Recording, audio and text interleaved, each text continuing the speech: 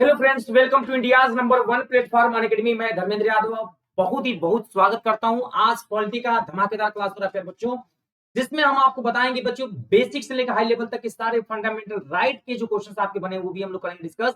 लेकिन आइए बात करते हैं बच्चों टेरिटरी ऑफ इंडिया, भारत के राज्य क्षेत्र के बारे में। सीधे पॉइंट पे आते हैं, फिर हम लोग एक एक चीजें आगे बढ़ते चलेंगे और आप सभी लोगों से सहयोग करिए बच्चों, शेयर कर दीजिए वीडियो को। Happy Navratri to all of you, सभी लोगों को बच्चों प्रेम से बोलिए दुर्गे मैया की जय। और आइए शुरुआत करते दोस्तों, यहाँ पे धमाकेदार तरीके से उल्लेखनीय है कि भारत का राज्य क्षेत्र टेरिटरी ऑफ इंडिया भारत के संघ यूनियन ऑफ इंडिया से अधिक व्यापक अर्थ समेटे है। और भारत के संघ में केवल राज्य सम्मिलित है, जबकि भारत के राज्य क्षेत्र में न केवल राज्य बल्कि संघ शासित प्रदेश एवं क्षेत्र जिन्हें केंद्र सरकार द्वारा बच्चों भविष्य में राज्य इसके सदस्य हैं और केंद्र के साथ शक्तियों के विभाजन में हिस्सेदार हैं। दूसरी तरफ संघ शासित प्रदेश एवं केंद्र द्वारा अधिकृत क्षेत्र सीधे केंद्र सरकार द्वारा प्रशासित होते हैं। और अगर हम बात करें सर यहाँ पे कि क्या क्या फायदे हैं पॉलिटी के, तो आइए बच्चों आज हम आपको दिखाते हैं 10 तारीख वाले में धमाकेदार बच्चों यहाँ पे crack UPPSC and UP triple S C with India's largest learning platform. Get plus subscription and access unlimited live and recorded courses from India's best educator। Bharat के सबसे अच्छे प्लेटफॉर्म पे आप सभी लोगों का हार्दिक अभिनंदन, स्वागत है। सर अगर आप लोग अनअकैडमी लर्निंग ऐप अभी तक डाउनलोड नहीं किए हैं ना, तो प्लीज अनअकैडमी पे जाके लर्निंग ऐप डाउनलोड कर ले और स्टार्ट कर दे बच्चों। यहाँ पे डाल देंगे अपना मोबाइल नंबर, गोल सेलेक्ट करिएगा बच्चे यूपी पीएससी एंड मेरे प्यारे बच्चे यहाँ पे यूपी ट्रिपल एससी, तो आपको मिलेंगे इंडिया का टॉप एजुकेटर। डाल दीजिएगा बच्चों polity bye Dharmendra Yadav sir. अगर हम बात करें मेरे प्यारे बच्चे यहाँ पे अनअकैडमी के एडवांटेज क्या है, तो आप बच्चों any time from anywhere opportunity to learn from the best educator, get access the best multiple live doubt sessions बच्चों, स्ट्रक्चर कोर्स मिलेंगे, वर्कशॉप मिलेगा सर, मास्टर क्लासेस मिलेंगे, अनलिमिटेड क्यूजेस है, स्टडी मटेरियल पीडीएफ के साथ और बच्चों मल्टीपल लाइव डाउट सेशन भी आपको देखने को मिलेगा। अगर बात करें मेरे प्यारे बच्चे यहाँ पे, अगर आप लोग हमारे साथ जुड़े हैं, लर्निंग है ना, टेस्टिमोनियल्स, जो भी टीचर स्टूडेंट्स जो हमारे साथ पढ़े थे वो टॉप कैसे किए हैं अपनी बात आपके सामने रख रहे हैं। मेरे प्यारे विद्यार्थियों ध्यान दीजिएगा, Unacademy played an important role in the preparation of civil service exam including UPPSC. Particularly I found it helpful in understanding specific topic of GS2 and GS 3। I am grateful to the Unacademy team and Roman Saini sir. इन्होंने लिखा है कि भैया मैं Roman Saini sir और उनके team के लिए बहुत ही आभारी व्यक्त करता हूं, क्योंकि उन्होंने हमें सही डायरेक्शन दिया है, आगे बढ़ने में फर्स्ट रैंक लाए हैं। ये स्वप्निल जी, मनोज जी भी जम के तारीफ कर रहे हैं यहाँ पे, शेखर जी भी और आलोक जी भी। 2 साल का फीस है, 4 महीने का डिस्काउंट के साथ, साल भर की फीस 3 महीने के डिस्काउंट के साथ। अगर आप लोग देखना चाहते हैं तो फ्री मिनी बैच लेखपाल का चालू है दोस्तों, जरूर करिएगा। बैच कोर्स हमारे लेखपाल मेंस के लिए इंडिया के टॉप एजुकेटर उन्नति के नाम से बैच चल रहा है। UPPCS, lower PCS, RO, UPSI, PET, इन सभी एग्जाम की तैयारी हम आपको एक ही प्लेटफॉर्म पे डायरेक्शन के साथ एक सिस्टमेटिक तरीके से हम कराएंगे। सर अगर आप लोग हमारे साथ जुड़े हुए हैं मेरे प्यारे बच्चे, यहाँ पे सभी लोग जुड़े हुए हैं, आप देख सकते हैं 2 साल की जो फीस है 13,600 रुपए, आफ्टर डिस्काउंट फीस पड़ेगी बच्चों 12,240 रुपए। और साल भर की जो फीस है 9,350, आफ्टर डिस्काउंट बच्चों फीस पड़ेगा 8,415 रुपए।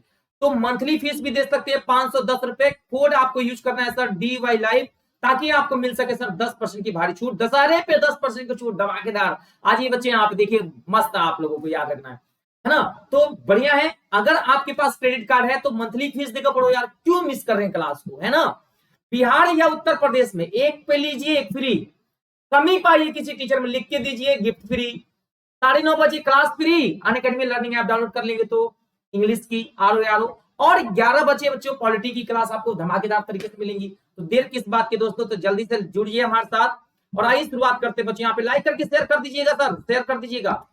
अब हम बात करते हैं अक्वायर्ड टेरिटरी के बारे में, बात करेंगे बड़ा धमाकेदार। सर अधिकृत क्षेत्र का मतलब होता है सर अक्वायर्ड टेरिटरी, यानी किसी क्षेत्र को तब अधिकृत क्षेत्र कहा जाता है जब भारतीय संघ अंतरराष्ट्रीय कानूनों के तहत उस क्षेत्र पर प्रभु सत्ता प्राप्त कर ले, अर्जन द्वारा युद्ध में जीत कर किसी संधि के अनुसरण में दिया बच्चों अध्यर्पण द्वारा या स्वामीविहीन क्षेत्र पर कब्जा करके ऐसा किया जा सकता है। यदि किसी सार्वजनिक अधिसूचना, दावे या घोषणा के द्वारा भारत सरकार किसी क्षेत्र को भारत का अभिन्न अंग घोषित करती है, तो यह मानना है तो न्यायालय को इसी अधिकरण को मान्यता प्रदान करना अनिवार्य हो जाता है, जिसके परिणाम स्वरूप यह क्षेत्र अनुच्छेद 1 के 3 सी के तहत संघ के राज्य क्षेत्र का हिस्सा होगा। और सर सुनिएगा, यहीं पे बात करें सर हम लोग यहाँ पे कि आर्टिकल 2 में नए राज्यों का प्रवेश या स्थापना संसद विधि द्वारा ऐसे निबंधों और शर्तों पर जो ठीक समझे संघ में नए राज्यों का प्रवेश या उनकी स्थापना कर सकेगी। और दोस्तों इस प्रकार आर्टिकल 2 संसद को 2 शक्तियां प्रदान करता है जो निम्न है। पहला नंबर 1 पे बच्चों, नए राज्यों को भारत के संघ क्षेत्र में सम्मिलित करना, और दूसरा देखो बच्चों यहाँ पे दिया है नए राज्यों की स्थापना करने की शक्ति प्रदान करना। ये दोनों ही पॉइंट बहुत ही ज्यादा महत्वपूर्ण है। तो चलिए साथियों अब बात करते हैं हम लोग अगले बारे में पॉइंट में। तो क्या रहा बच्चों यहाँ पे पहली शक्ति उन राज्यों के प्रवेश से संबंधित है जो पहले से अस्तित्व में है, जो पहले से अस्तित्व में है, जबकि दूसरी शक्ति नए राज्यों जो अस्तित्व में नहीं है की स्थापना से संबंधित है। अर्थात आर्टिकल 2 उन राज्यों जो भारतीय संघ की हिस्सा नहीं है के प्रवेश और स्थापना से संबंधित है। इसके अलावा यह ध्यान रखा जाना चाहिए कि आर्टिकल 2 संसद को पूर्ण शक्ति देता है कि ऐसे निबंधों और शर्तों पर जो वह ठीक समझे, है ना, संघ में नए राज्यों का प्रवेश या स्थापना करे, परंतु यह निबंध शर्तें अनिवार्य संविधान के आधारभूत सिद्धांत या मूल ढांचों के अनुरूप होने चाहिए। संविधान में ऐसा कोई प्रावधान नहीं है जो एक नए राज्यों को संघ में प्रवेश या स्थापना के बाद पहले से विद्यमान राज्य के समान दर्जे का अधिकार प्रदान करे। और प्यारे बच्चों यहाँ पे अगर हम लोग बात करेंगे, यहाँ पे 2-3 चीजें ध्यान से समझना है। आर्टिकल 3 में लिखा है बच्चों यहाँ पे नए राज्यों का निर्माण और वर्तमान राज्यों के क्षेत्रों सीमाओं या नामों में परिवर्तन संसद विधि द्वारा करता है। किसी राज्य में से उसका राज्य क्षेत्र अलग करके अथवा 2 या 2 से अधिक राज्यों को या राज्यों के भागों को मिलाकर अथवा किसी राज्य क्षेत्र को किसी राज्य के भाग के साथ मिलाकर नए राज्यों का निर्माण कर सकेगी। किसी राज्य के क्षेत्र को बढ़ा सकेगी, किसी राज्य का क्षेत्र घटा सकेगी, किसी राज्य की सीमा में परिवर्तन कर सकेगी और किसी राज्य के नाम में परिवर्तन कर सकेगी। ये बात आपको तीसरे में बहुत ही क्लियर एंड स्पष्ट बताया गया। तो इतनी बातें क्लियर है। तो साथियों मैं आपको बता दूं 18 अक्टूबर से, याद रखें दोस्तों, 18 अक्टूबर से प्लस पे हमारा नया बैच लॉन्च हो रहा है। अनअकैडमी प्लस पे एडमिशन लेने के लिए कोड जरूर यूज करिएगा सर DY लाइव, ताकि 10% छूट मिले। अब सुनिए मेरे प्यारे बच्चों खास बात, यहां दिए बच्चों, यहां देखिएगा कच्चा तीबू द्वीप भारत और श्रीलंका के बीच 1974 और 1976 में हुई संधियों के माध्यम से भारत ने कच्चा तीबू द्वीप श्रीलंका को अध्यादेश कर दिया है। पेरूबारी मामले में दिए गए निर्देश के अनुसार भारतीय भूभाग का किसी अन्य देश का हस्तांतरण केवल संवैधानिक संशोधन के माध्यम से ही किया जा सकता है। बच्चों राज्यों एवं संघ शासित प्रदेशों का उद्भव, evolution of states and union territories, स्वतंत्रता के बाद भाषा के आधार पर राज्यों का पुनर्गठन राष्ट्रीय सम्मेलन एकीकरण का एक प्रमुख पक्ष बन गया। ऐसी रियासतों की एकीकरण की प्रक्रिया के साथ उन प्रांतों जिनकी सीमाओं का निर्धारण अंग्रेजों द्वारा अतार्किक रूप से किया गया था कि एकीकृत करने का कार्य अत्यंत श्रम साध्य था। हालांकि इस प्रक्रिया ने अंततः स्वतंत्रता भारत की विविधता को बढ़ाया। सर हम बात करें राज्य पुनर्गठन के बारे में। सर राज्य पुनर्गठन हेतु संगठित विभिन्न आयोग, बच्चों यहाँ देखिएगा नए राज्यों के गठन हेतु सभी वर्गों की ओर से निरंतर उठने वाली मांगों चलने, बच्चों यहाँ देखिएगा 1948 में भारतीय संविधान सभा के अध्यक्ष द्वारा भारत में राज्यों के पुनर्गठन के प्रश्न पर विचार करने के लिए SK धर की कमेटी में एक भाषाई प्रांत प्रयोग धर आधार के गठित किया गया। अपनी रिपोर्ट में इस आयोग ने सिफारिश किया कि भाई राज्यों का पुनर्गठन भाषाई आधार पर करना चाहिए, लैंग्वेज के आधार पर, स्थान पर प्रशासनिक सुविधा के आधार पर होना चाहिए। अब दिक्कत हो गया, कोई कह रहा भाषा, कोई कह रहा प्रशासन। तो हुआ क्या कि भारतीय राष्ट्रीय कांग्रेस ने 1949 के अपने जयपुर अधिवेशन में, कहां पे, जयपुर अधिवेशन में धर आयोग की सिफारिश पर, किसके, धर आयोग की सिफारिश पर विचार करने के लिए एक उच्च स्तरीय भाषाई राज्य समिति का गठन किया। जब इन्होंने समिति का गठन कर लिया जिसमें जवाहरलाल नेहरू जी थे, वल्लभ भाई पटेल जी आते हैं तथा पट्टाभी सीतारमैया जी आते शामिल होते हैं। इसे JVP समिति कहा गया है। इस समिति ने भी अपनी रिपोर्ट में राज्यों के भाषाई पुनर्गठन के प्रस्ताव के साथ आगे बढ़ने की अत्यंत सावधानी बरतने की सलाह यानी एडवाइस दिया। ये बात क्लियर हो गया प्यारे बच्चों।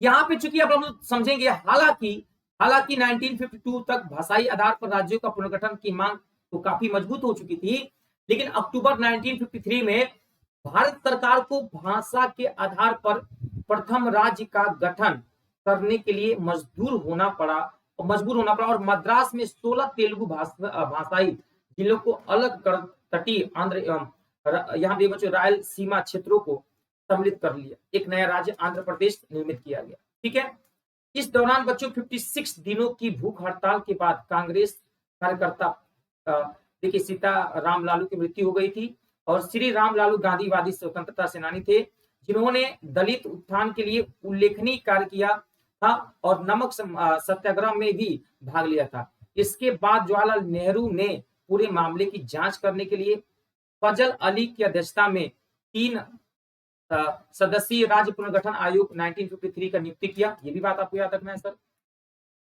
तब आपको ये बात याद हो जाएगी सर, याद रखिएगा यहाँ पे भारत में नए राज्यों का उद्भव जो कालक्रम है बच्चों, आंध्र प्रदेश में मद्रास राज्य से कुछ क्षेत्रों को अलग कर दिया गया। आंध्र प्रदेश अधिनियम 1953 द्वारा इस राज्य का गठन किया गया। इसकी राजधानी कुर्नूल थी और उच्च न्यायालय गुंटूर में स्थापित किया गया था।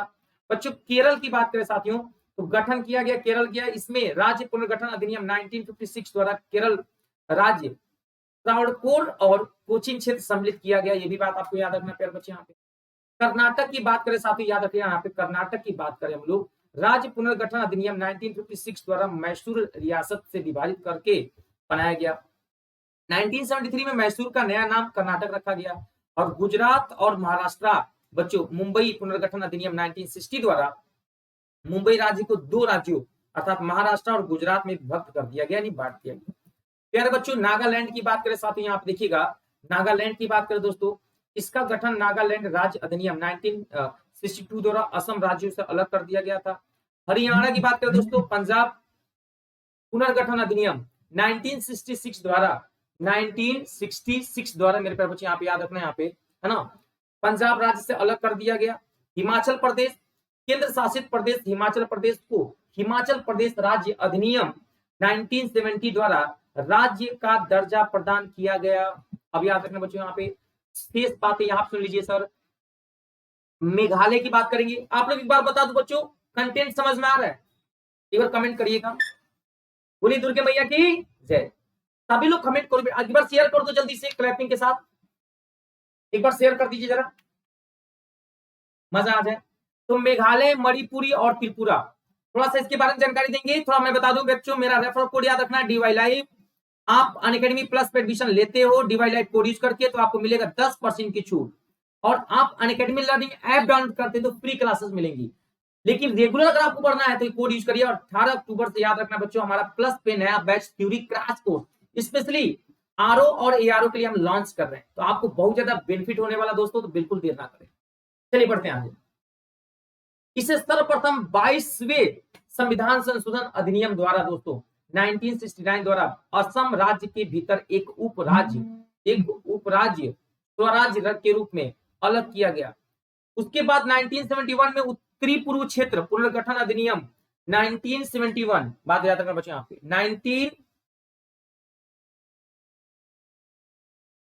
1971 द्वारा मेघालय को एक पूर्ण राज्य का दर्जा दिया गया। ये भी बात आपको याद रखना सर यहाँ पे। अब देखो मेरे प्यारे बच्चों, खास बात समझना बेटा, यहाँ पे पूर्वोत्तर क्षेत्र पुनर्गठन अधिनियम 1971 द्वारा दोनों केंद्र शासित प्रदेश मणिपुरी हो गया बच्चों, त्रिपुरा को राज्य का दर्जा मिला, और मिजोरम और अरुणाचल प्रदेश नामक 2 केंद्र शासित प्रदेश मूलतः जिसे north east frontier agency Nipah के नाम से जाना जाता है भी अस्तित्व में आ गया। समझिएगा सर। यहाँ पे सिक्किम की बात करें सर, पहले सिक्किम को 35वें अमेंडमेंट द्वारा 1974 द्वारा संबंधित राज्य एसोसिएट स्टेट का दर्जा दिया गया था। जब यह चोग्याल शासन के अधीन था तो 1975 में 36वें संविधान संशोधन द्वारा 1975 द्वारा बच्चों इसे पूर्ण राज्य का दर्जा भी प्राप्त हो गया था, याद रखिएगा। अब सर सवाल आता है कि सर मिजोरम का कैसे हुआ सर जी? तो मेरे प्यारे बच्चों, मिजोरम की बात करें तो मिजोरम राज्य अधिनियम 1986 द्वारा इसे एक पूर्ण राज्य का दर्जा मिला था, और अरुणाचल प्रदेश, इससे अरुणाचल प्रदेश अधिनियम 1986 द्वारा बच्चों एक पूर्ण राज्य का दर्जा प्राप्त हुआ। और आइए, गोवा छोटा सा राज्य है, यह गोवा दमन और दीप केंद्र शासित प्रदेशों से अलग कर दिया गया और गोवा को पूर्ण राज्य बना दिया गया, और यूनिफॉर्म सिविल कोड गोवा में ही सिर्फ लागू है, याद होगा आप लोगों को आर्टिकल 44। दमन और दीप पुनर्गठन अधिनियम 1987 में गोवा को पूर्ण राज्य बना दिया गया, और जब इनको पूर्ण राज्य बना दिया गया परंतु दमन और दीप के केंद्र शासित प्रदेश ही रखा गया, तो 1 नवंबर 2000 को मध्य प्रदेश को विभक्त भी कर दिया गया। अब बच्चों एक बार दिमाग में आएगा सर छत्तीसगढ़ के बारे में बता दो, उत्तराखंड के बारे में बता दो। सर समझिएगा 9 नवंबर 2000 को उत्तर प्रदेश को अलग कर गठन किया गया था झारखंड। 15 नवंबर 2000 को बिहार को अलग कर दिया गया था बच्चों तेलंगाना। 2 जून 2014 को अलग हुआ था दोस्तों। 15 नवंबर को बिहार याद रखना बच्चों। 9 नवंबर को बच्चों उत्तर प्रदेश से अलग हुआ था झारखंड। ये सब बातें याद रखना। अब 2 जून 2014 को आंध्र प्रदेश को अलग करके इसका गठन किया गया, और सिक्किम का भारत संघ के साथ एकीकरण। सिक्किम मूलतः भारत का एक संरक्षित राज्य था, और 1974 में इसे